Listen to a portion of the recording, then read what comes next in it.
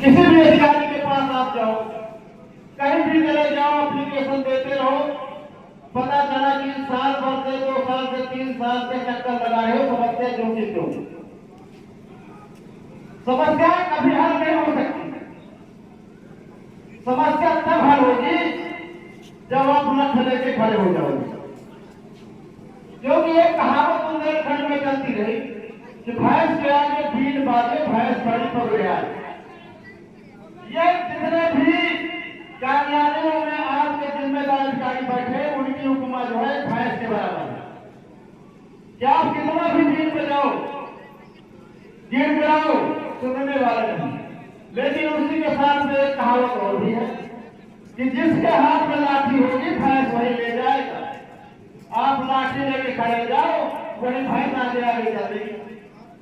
तो ताकत लाठी में है, तो लाठी मजबूत करनी होगी, और लाठी मजबूत करने के लिए संगठन मजबूत होना चाहिए। और संगठन मजबूती के लिए समस्या अगर आपकी है तो लड़ाई आपको ही लड़नी पड़ेगी, कोई दूसरा नहीं लड़ेगा। खेत आपका चल जाए, अन्ना जानवर आपकी फसल को नुकसान पहुंचावे, और आप घर में बैठे रहो और गांव के जो प्रधान से कहो, ये किसान यूनियन के अध्यक्ष से कहो कि अन्ना फटा बंद करो, तो अध्यक्ष जी का खेत का नुकसान हो रहा गया। खेत का नुकसान तो आपके है, तो जब तक आप नहीं निकलोगे, आप खड़े नहीं होगे, तब तक अध्यक्ष जी कुछ नहीं कर सकते। समस्या जिसकी है उसे साथ में आना होगा। सरकार योजनाओं को बहुत बताती है। सरकार कहती है ने किसानों को मालामाल कर दिया, किसानों की आमदनी दोगुनी कर दी। अभी एक बयान आया था भारत सरकार के केंद्रीय कृषि मंत्री शिवराज सिंह जी का कि किसानों की आमदनी 5 गुनी हो चुकी है, और मोदी जी उस 5 गुनी को 2 गुना कर रहे हैं, यानी 10 गुनी। कितने किसानों की आमदनी 5 गुनी हुई है? बगल में प्रदेश के मुख्यमंत्री रहे शिवराज सिंह जी को यह पता नहीं है कि उन्हें इस सरकार का वित्त मंत्रालय और बजट के समय कहा जाता है कि किसान को किसान क्रेडिट कार्ड के नाम पर भारत के किसानों के ऊपर 20 लाख करोड़ का कर्जा है। 20 लाख करोड़ का कर्जदार किसान है भारत का। और 2014 में जब भारत में इनकी सरकार आई थी, तब भारत के किसानों के ऊपर कर्जा कितना था? मात्र 7 लाख करोड़। 2014 में 7 लाख करोड़ का कर्जा था, और आज 2024 में 20 लाख करोड़ का कर्जा है। कर्जा 3 गुना बढ़ा। तो अगर कर्जा 3 गुना बढ़ा तो आमदनी कहां गई? अगर कर्जा 3 गुना बढ़ा तो इसका मतलब आमदनी 3 गुना घटी। जब आमदनी 3 गुना घटी है तब कर्जा 3 गुना बढ़ा है, क्योंकि जब आमदनी बढ़ती है तो कर्ज घटता है, और जब आमदनी घटती है तो कर्ज बढ़ता है। ये हर घर की बात है। अगर आपके घर की आमदनी ज्यादा होगी तो क्या कर्जा आपके ऊपर ज्यादा बढ़ेगा? कर्ज अदा करने की आप में क्षमता होगी, कर्ज लेंगे नहीं। लेकिन जब आमदनी घटेगी, लड़के की शादी करनी है, बिटिया की शादी करनी है, लड़के की पढ़ाई करनी है, घर बनवाना है, घर की व्यवस्था देखनी है, तो पैसा कहां गया? आमदनी है तो सब पूरा हो जाएगा, लेकिन अगर आमदनी नहीं है तो कर्ज लेकर के ही व्यवस्थाएं बनाओगे। ये भारत सरकार कहती है कि हमने आमदनी दोगुनी कर दी, किसानों का कर्ज 3 गुना बढ़ा दिया, क्योंकि केंद्र सरकार की एक ही रणनीति है, एक साजिश है कि किसानों को कर्जदार बना करके किस तरह से किसानों को खेती से बाहर कर दिया जाए, जिससे किसान की खेती पूंजीपतियों के हाथ में आ जाए। किसान को भाव नहीं दिया जाएगा। जो फसल किसान ज्यादा पैदा कर देगा, जितनी भारत में आपूर्ति होनी है, अगर किसान ने फसल पैदा कर दिया तो बाहर से आयात कर लिया जाता है कि किसान वो रेट करे। अपने बुंदेलखंड में मटर की खेती हुई, 2 साल से बराबर मटर का क्या रेट चल रहा है?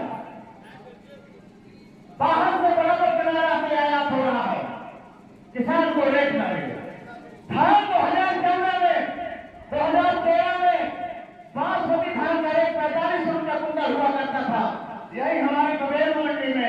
आपके यहाँ भी 4500 रुपया क्विंटल बिकता है 2013 और 2025 में क्या रेट पर बिका 2700-2800 रुपया क्विंटल।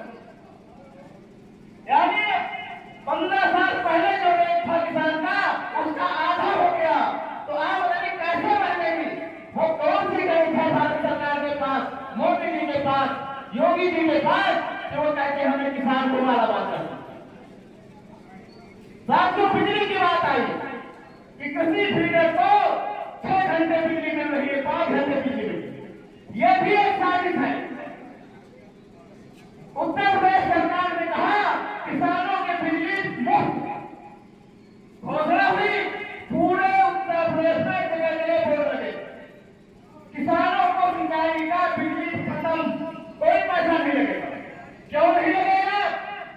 अभी तक बुंदेलखंड को 20 घंटे बिजली का भी खेत को दी जाती है, 18 घंटे बिजली दी जाती थी और 18 घंटे में बिजली का बिल क्या लगता था? 85 रुपये प्रति हार्स पावर, यानी 10 हार्स पावर के कनेक्शन में 850 रुपया महीना का बिल था। सरकार ने कहा कि हम ये भी खत्म कर देंगे, कोई पैसा किसान को नहीं लगेगा। शासना देश जारी किया कि बुंदेलखंड को सिंचाई के लिए 1300 यूनिट बिजली मुफ्त और अन्य क्षेत्रों के लिए 1045 यूनिट बिजली मुफ्त। आपको 1300 यूनिट बिजली मुफ्त दी गई है। अब 1300 यूनिट बिजली मुफ्त के ऊपर जो बिजली खर्च करोगे उसका पैसा देना पड़ेगा।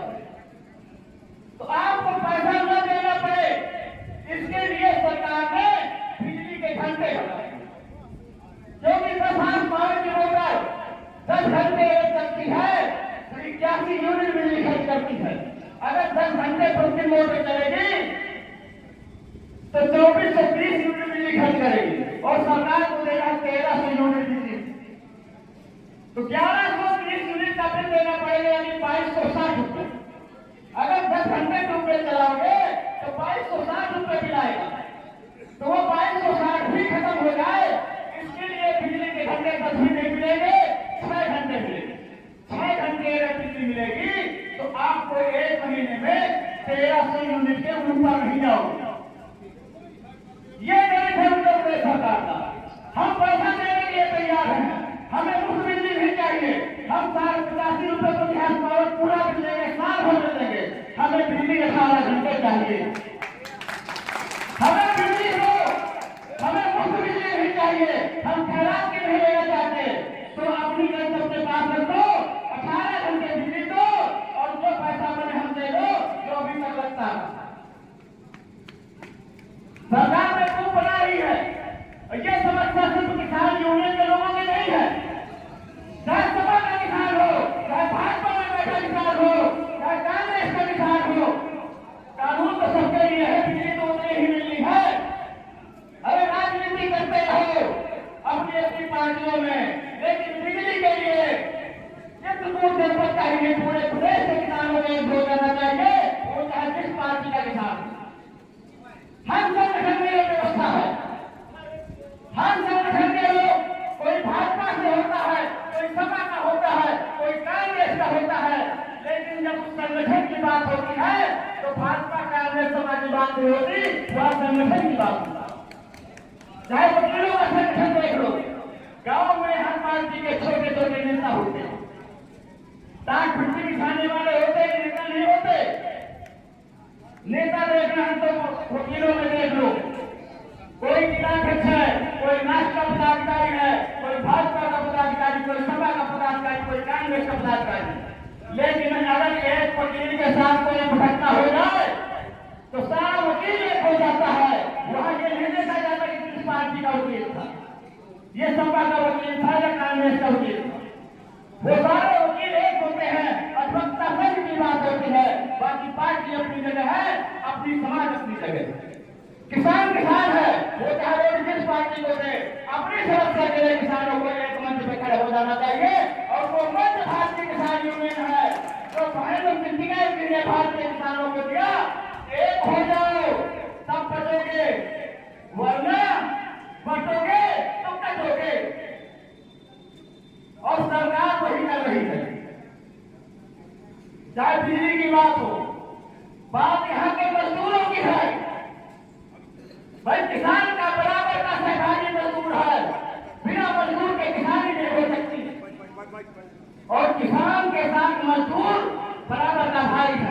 भारतीय किसान यूनियन सिर्फ किसान की लड़ाई नहीं लड़ती, ये किसान और मजदूर की लड़ाई लड़ती है। मजदूर को पूरा हक दिलाने की बात आती है। जैसा कि मैंने बताया कि किसान की बढ़ाई को खेती लेकर के काम करता है, लेकिन पहली आपदा आती है तो किसान को फायदा मिलता है और उस बढ़ाईदार को कोई फायदा नहीं। अगर पहली आपदा आती है, अगर मुआवजा मिले तो पूरा आधा हक बढ़ाईदार का होना चाहिए। अगर बीमा की धनराशि मिलती है तो आधी बढ़ाईदार को मिलना चाहिए।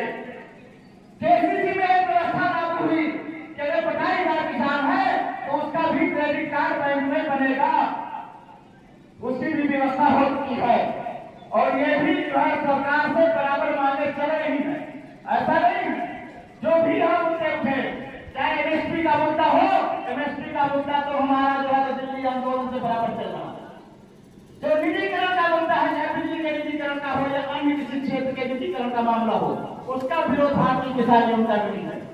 क्योंकि जो चीज निजीकरण में चली जाती है, पूंजी के हाथ में पहुंच जाती है, वो आम आदमी के पहुंच से बहुत दूर हो जाती है। उत्तर प्रदेश सरकार गांव के लोगों को मजदूर बनाने पर तुली है, कंसार बनाने पर तुली है। जैसे अभी एक आदेश जारी हुआ है कि जो 40 लड़कों से कम जिस विद्यालय में है वो विद्यालय खत्म किए जाते हैं। पहले के जमाने में गांव में नीम के नीचे बैठा करके पाठशालाएं चलती थी और आज बनी हुई पाठशालाएं खत्म की जाती है। और गांव में गली गली में शराब की दुकानें खोली जा रही हैं कि गांव का व्यक्ति शराब पी करके कर्जदार हो करके मजदूरी करे, पढ़ लिख करके आगे ना हो। तो हमें शिक्षा चाहिए, स्वास्थ्य की व्यवस्था सरकारी चाहिए। ये व्यवस्थाएं सरकारी, भोजन, पानी, शिक्षा, चिकित्सा पर किसी पूंजीपति का अधिकार नहीं होना चाहिए। वो सरकार के नियंत्रण में हो और मुफ्त चीजें मिले। साथियों, अगर आप लोग संगठित हैं तभी हर समस्या का समाधान है। जैसा कि अभी हर बार राष्ट्रीय अधिवेशन में यह निर्णय लिया गया है कि हर गांव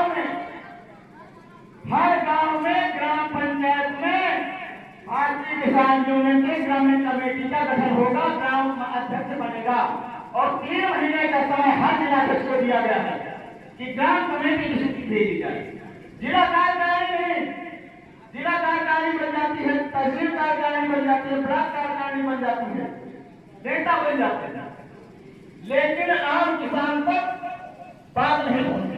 अब गांव की कमेटी चाहिए, हर गांव की कमेटी, और जिस जिले से गांव की कमेटियां नहीं पहुंचेंगी उस पर विचार किया जाएगा।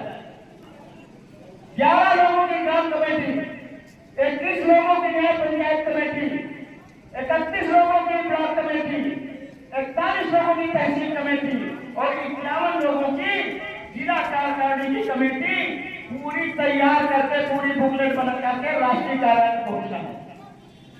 तो सारे पदाधिकारी इस काम पर लग जाए। 3 महीने के अंदर जो राष्ट्रीय निर्देश जारी हुआ है उस पर काम करें। अगर हर गांव तक संगठन पहुंच गया, हर गांव में आपके ज्यादा लोग हुए, तो अगर एक बार जो है जिले में जरूरत पड़ी और हर गांव से 11 लोग भी निकल आए तो आपके 650 गांव है जनपद में, 600 गांव से भी 11 लोग निकल आए तो डीएम को ढूंढने के लिए नहीं मिलेगी, पिछला दरवाजा देखेगा, लेकिन जब चारों तरफ से घेर लोगे थक करके जाएगा कहां। जैसा कभी सीढ़ियों की बात आई, सीढ़ियों का दिमाग खराब है, सीढ़ियों का दिमाग एक दिन में ठीक हो जाएगा, एक दिन में। जैसा कि अध्यक्ष ने घोषणा की है कि अगर 15 जुलाई तक इस पर काम नहीं करते तो 1600 सीढ़ियों कार्यालय पर ही धरना शुरू होगा। ये लड़ाई 1600 सीढ़ियों कार्यालय में होती है तो हर गांव के किसानों की भागीदारी होनी चाहिए। जो गांव में कहते हैं अन्न प्रथा बंद हो, उनकी वहां सगन दिखनी चाहिए। घर बैठ करके न पूछे कि हुआ क्या। साथियों, किसान की आज जो स्थिति है, कोई वैल्यू नहीं किसान की, कोई इज्जत नहीं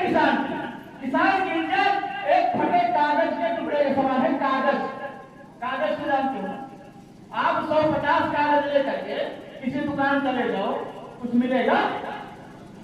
कागज नाली के किनारे पड़े मिलेंगे और उसे लोग पैर से मार करके नाली में गिरा देंगे, इसलिए रास्ते में कचरा पड़ा। लेकिन अगर किसी कागज में लिखा है भारतीय रिजर्व बैंक, कागज में लिखा है, तो वो कागज का टुकड़ा भी रोड पर पड़ा मिलेगा? मिलेगा? अगर मिला भी तो उसे उठाएंगे, माथे पर लगाएंगे, जेब में रखेंगे। कागज तो वो भी है, लेकिन उस कागज की इज्जत क्यों है? कागज कागज है, लेकिन जिस कागज में भारतीय रिजर्व बैंक लिख जाता है उस कागज की इज्जत और वैल्यू है, क्योंकि वो कागज भारतीय रिजर्व बैंक नामक संगठन का कागज है। ताकत संगठन में है, उस कागज में नहीं है, तो वो रिजर्व बैंक का कागज है, इसलिए उसकी इज्जत और वैल्यू है। जैसे पुलिस वाला गांव में जाता है, सैकड़ों लोगों के सामने भद्रता करता है, गाली विरोध करता है, कोई विरोध नहीं करता। क्यों नहीं करता? कहते पुलिस वाला। लेकिन अगर वही पुलिस वाला, वही दरोगा बिना वर्दी के गांव में पहुंच जाए और किसी को गाली दे दे, तो क्या स्थिति होगी उसकी? इतना पिटेगा कि चेहरा पहचान में नहीं है। व्यक्ति तो वही है, दरोगा वही है, बिना वर्दी के जाए तो आम आदमी है, और जब वर्दी पहन के जाता है तो दरोगा जी है। तो उस व्यक्ति की ताकत है कि वर्दी नामक संगठन की ताकत है। ताकत वर्दी नामक संगठन की है, उस व्यक्ति की नहीं है। तो साथियों, ताकत आप में है, लेकिन ताकत तब है जब आप अपनी टोपी लगा लोगे, संगठन में जुड़ जाओगे, तो संगठन की ताकत आपके साथ है। आप गांव में ऐसे घूमो, कहेंगे फलाना जा रहा है, लेकिन जब टोपी लगा करके गांव में निकल जाओगे तो लोग क्या कहेंगे? कहे किसान यूनियन वाला जा रहा है, नेता जा रहा है, तो वही मानसिकता लोगों की बदल जाती है। संगठन की ताकत को पहचानो, और अगर संगठन की ताकत को पहचान लिया, संगठन में जुड़ गए, संगठन मजबूत कर लिया, तो निश्चित रूप से किसी भी समस्या का हल आपके हाथ में होगा। ये अधिकारी आपसे नमस्ते करेंगे, आपको नमस्ते करने की जरूरत नहीं पड़ेगी। अगर टोपी लगा के रास्ते में देख लेगा डीएम, तो खड़ा होकर के आपसे पूछेगा कि टोपी लगा के कहाँ जा रहे हो, कोई समस्या है क्या? यही डीएम आपसे पूछेगा। और अभी आप डीएम के कार्यालय में जाओगे तो चपरासी पूछने नहीं देगा। तो टोपी की ताकत को पहचानो। और महिलाओं के लिए हम ये कहना चाहेंगे कि जो भी सरकार की योजनाएं आती हैं, इनको श्रम विभाग से जोड़ो। श्रम विभाग से बहुत सारी योजनाएं आती है, उसका लाभ मिलना चाहिए महिलाओं को। महिला बाल विकास कल्याण मंत्रालय है, उस विभाग से इनको योजनाएं जो चल रही है उनका लाभ दिलाओ। तमाम योजनाएं चल रही गाँव के लोगों को बता दें। 2021 के बाद अगर किसी परिवार में माता या पिता या दोनों खत्म हो गए हैं, उनके अगर बच्चे हैं और 18 साल से कम की उम्र में बच्चे हैं, तो उनको 2500 रुपया महीना सरकार देती है। है किसी को पता? 2500 रुपया महीना मिलता है 18 साल की उम्र तक। ऐसी योजनाएं गांव तक और गरीबों तक पहुंचनी चाहिए। भाई 1000 की पेंशन लेने के लिए दलालों के पीछे घूमते हैं लोग, 1000 रुपया महीना पेंशन बन जाए और 2500 रुपया महीना मिलता है, वो पता नहीं है। तो ऐसे बच्चों को 4000 हो गया है। हाँ, तो ये ऐसी योजनाएं गांव तक पहुंचनी चाहिए और संगठन के लोगों की जिम्मेदारी है कि जितनी भी सरकार की योजनाएं हैं उनको गांव तक पहुंचावे, गांव में बतावे, जिससे गांव के लोगों को लाभ मिलेगा, तो गांव के लोग अपने आप आपके साथ जुड़ेंगे। बहुत सारी बातें हैं, तो संगठन मजबूत करिए। संगठन मजबूत होगा तो हर समस्या का हल होगा। जय जवान जय किसान, नारे लगा दीजिए। जय जवान जय किसान, जय जवान जय किसान, भारतीय किसान यूनियन जिंदाबाद जिंदाबाद, भारतीय किसान यूनियन जिंदाबाद जिंदाबाद। जब तक दुखी किसान रहेगा, धरती पर तूफान रहेगा, जब तक दुखी किसान रहेगा, धरती पर तूफान रहेगा। किसान रंग का दाता है, किसान रंग का दाता है,